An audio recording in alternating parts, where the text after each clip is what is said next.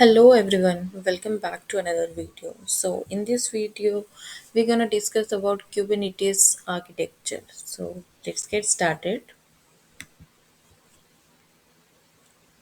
So Kubernetes architecture has mainly three components: the master nodes, the worker nodes, and the distributed key value stored, like etcd talking about the master node, and the master node is responsible for managing the Kubernetes cluster, and it is the entry point for all the administrative tasks. So we can communicate to the master node via the CLI or GUI or APIs. So for the fault tolerance purpose, they can be more than one master node in the cluster.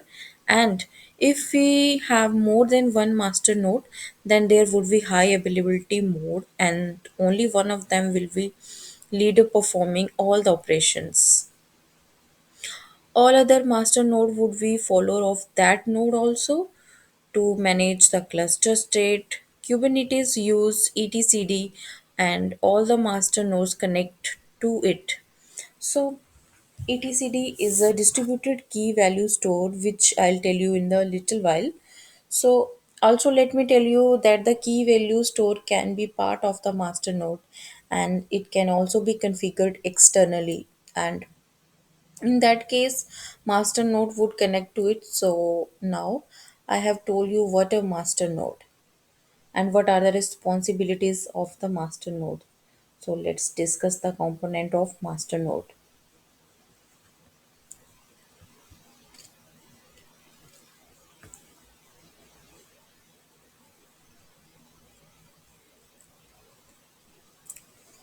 So a master node has mainly for confidence the API server, the share ruler, the control manager, and etcd. So now let me tell you about all these components one by one.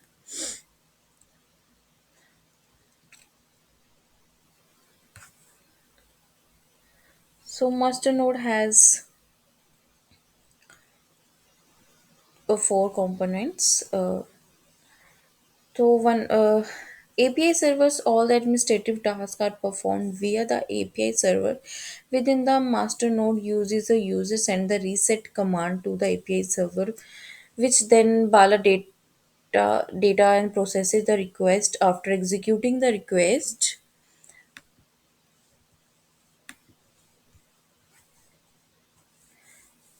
so in the distribute key value store that we have schedulers. So as the name suggests,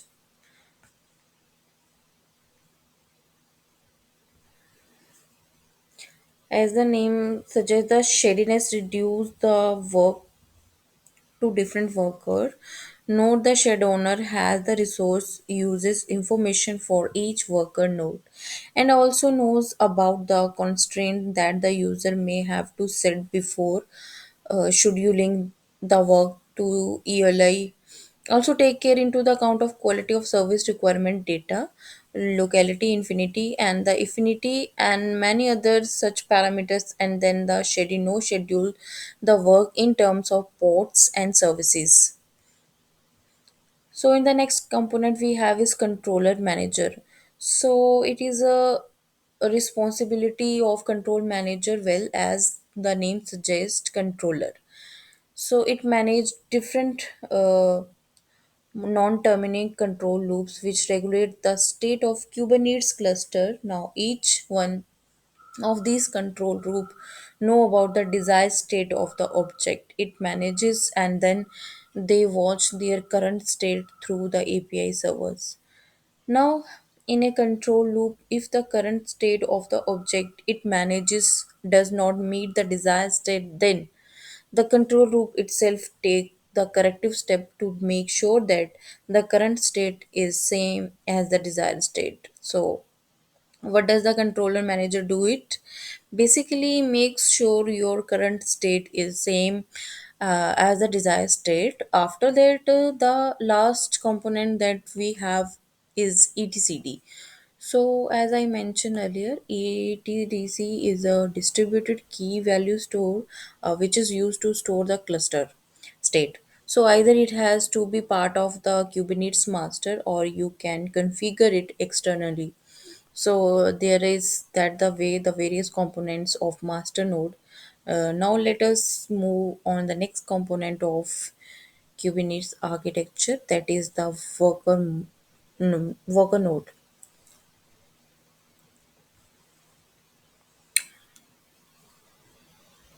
So the worker node is a machine, or you can say that virtual machine or any physical server which runs the application using ports and is controlled by the master node.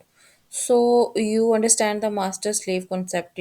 It has own machine, but yes, it is controlled by the master node. Now pod are scheduled on the worker nodes which have the necessary tools to run and connect them. So you can see that the pod is basically the scheduling unit in Kubernetes. It is a logical collection of one or more containers which are always used shielded together, and to access the application from the external world we have to connect to worker node and not the master nodes.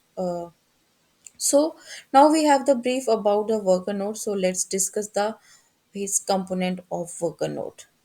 So worker node has mainly three component, which is queue, proxy, and continued runtime. So let's start the discussion with container runtime.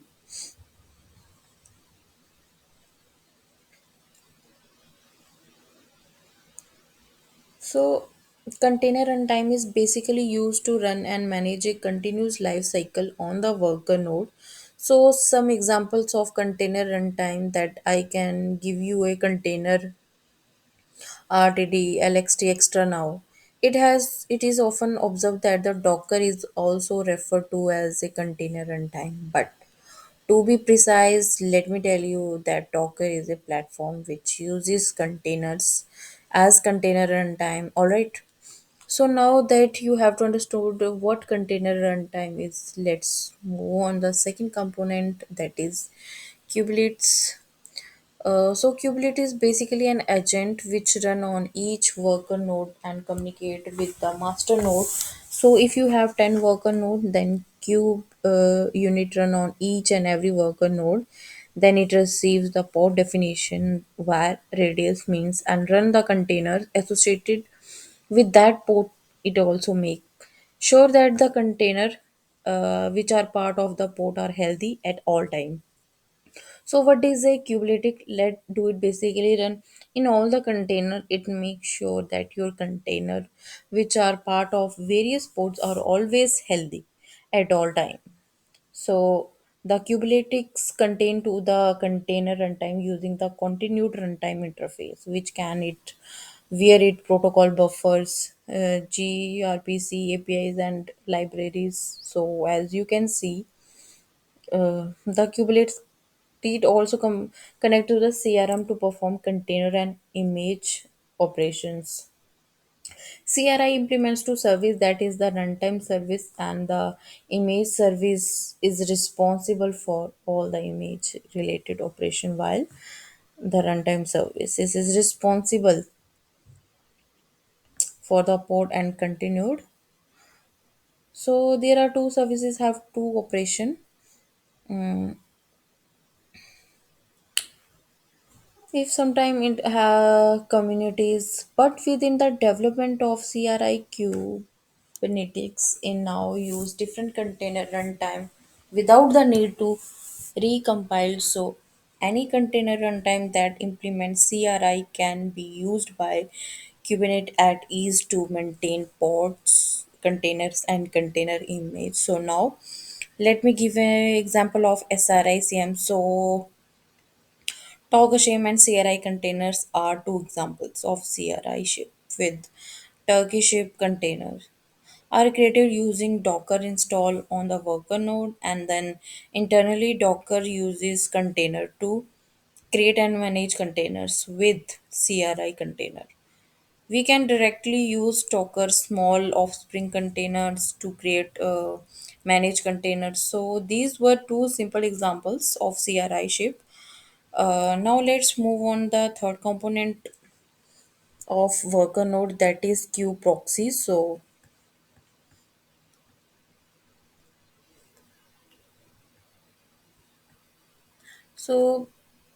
basically queue proxy is the network proxy which run on each worker node and then listen to the API server for each service point creation or deletion. So for each service point, queue proxy sets the route so that it can reach to it. So that were the component of the worker node.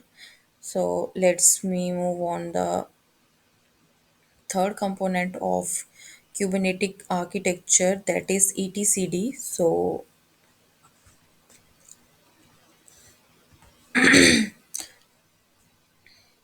So before Kubernetes use the ACD to store the cluster state. So etcd is a distributed key value store based one of the raft consistence algorithm. So the raft allows the collection of machines to work as coherent group that can survive the failures of some of its member.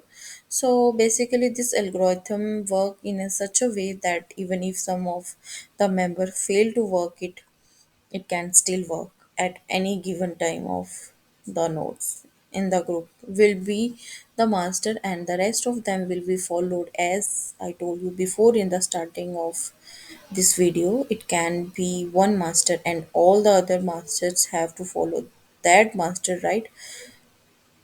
So not this, but let me tell you that etcd is written in the Go programming language. Besides storing the cluster state, etcd is also used to store the configuration details such as the subnets and the config map. So now that I have told you so much about Kubernetes architecture, so must be wondering, right? It could be the network set of challenges while working with Kubernetes cluster. So let me tell you the network set of challenges that you may face, which is not a part of Kubernetes architecture, but I'll uh, generally just telling the overview of this. So,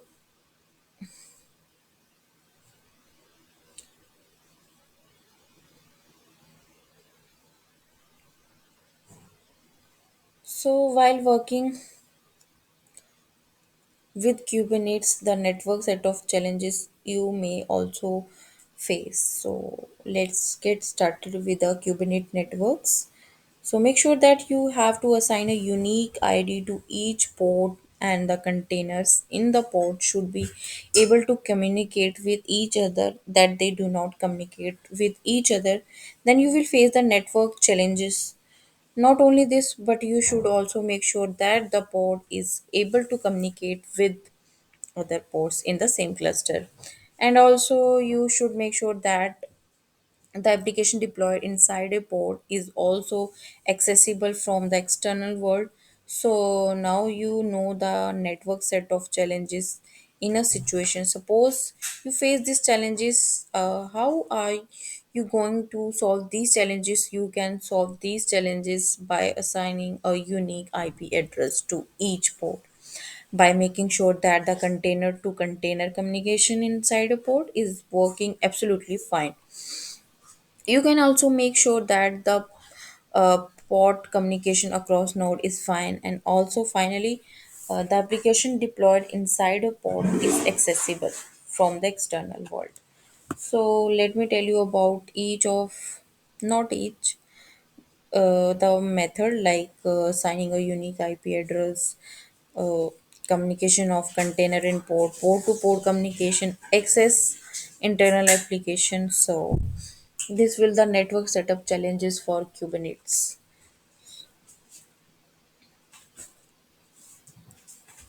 So yeah,